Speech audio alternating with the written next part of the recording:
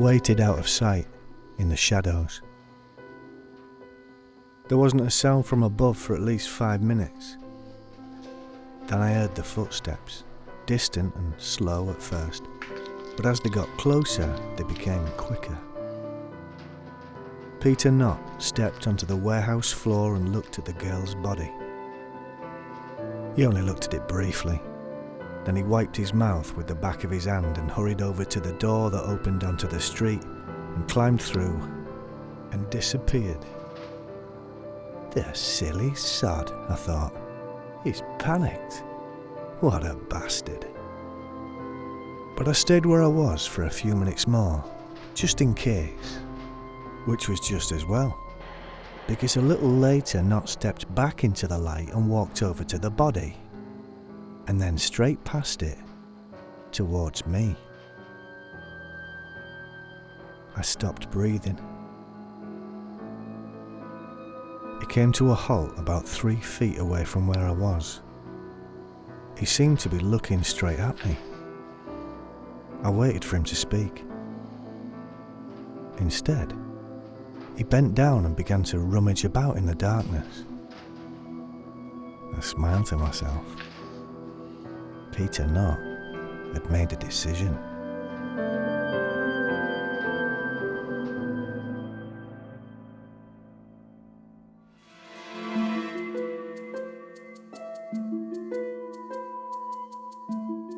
I kept a good 50 feet between us all the way. He really began to get worried when he found I was still with him on the river road. He tried to shake me by putting on a burst of speed. In that car he could have lost me any day of the week, but he wasn't going to risk anything by letting his motor do its stuff. So I stayed with him when he accelerated away and slowed down when he slowed down, still keeping the same difference between us. What must he be thinking? A body in his boot and a Cortina up his arse. I wondered where he thought he was going to get rid of it. Not down on the river, surely. He may as well have dumped it on top of Queen Victoria's statue in Prince's Square. 5 minutes. That's how long it would take before somebody fell over it. He must have seen too many British pictures.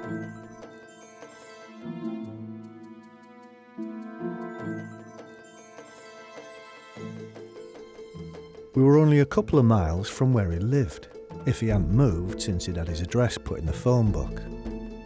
The road we were on was at its closest point to the river. There were a number of narrow access roads running down to the bank. He must have decided to dump her down there. Christ, if he went any further he may as well leave her out on his front lawn.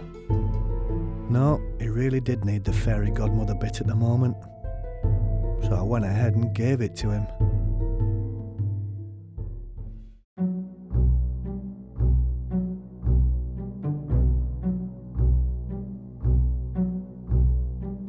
There was a bloke and his bird in the snug, which meant there was just enough room for us both to get in.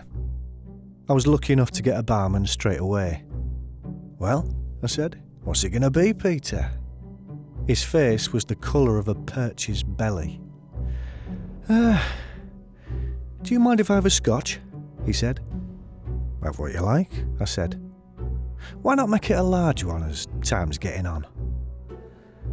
"Actually, I wouldn't mind," he said. No, I bet you bloody wouldn't, I thought. I ordered the drinks and turned back to face him. "Peter Knott," I said, looking him up and down. "So, come on, give. What you been up to the last 15 years? "I beg your pardon?" He'd been looking at something somewhere in the middle distance of his mind, something that had caused him to turn even greyer. I could imagine how he must be feeling. The reality of what had happened to him must have been washing over him like waves of nausea.